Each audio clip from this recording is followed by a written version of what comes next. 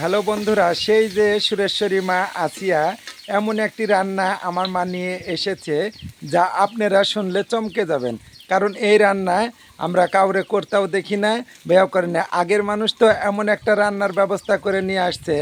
মা, আপনার মুখে বলেন তো কি রান্না আপনি এটা করবেন? এটা কি করবো আমার ছেলে খাওয়াবো তাই কি খাওয়াবেন? কি রান্না করছেন এটা একটু? দিয়ে হলো পেঁয়াজ মরিচ দিলেন, রসুন দিলেন, তেল দিলেন।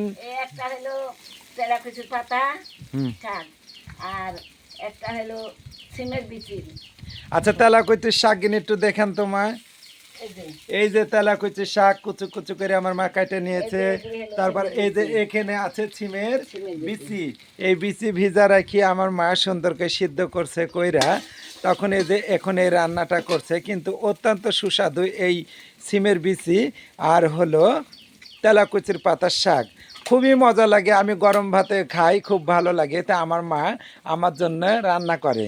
তে আমার মা আজকে মুরব্বী মানুষ, তো অনেক দিন পরে এই রান্নাটা করছে।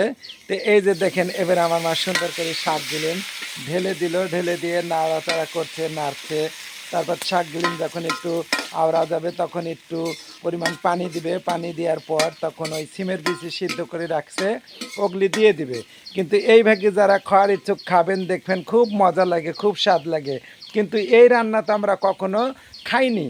তো আমার মা বলছে যে বেটা, আজকে আমি এই শাক, তেলাকুচির শাক সিমের বিচি দিয়ে তোকে রান্ধি, আমরা খাবো। তো এদিক সীমাও নাই, বাবার বাড়ি গেলছে। তা আমার মা এই রান্নার আয়োজনটা করছে, তা আমি ভিডিওটা করলাম। যারা খাওয়ার ইচ্ছুক খাবে না, যদি না খেতে পারেন তা আমাদের বাসায় দাওয়াত থাকলো, আপনারা কিন্তু খেতে আসবেন। সিমের বিচি ভিজা রাখতে হবে, রাখার পর তখন ছিলতে হবে, ছিলার পর সিমের বিচি আর এই তেলাকুচির পাতার শাক, খুব মজা লাগে।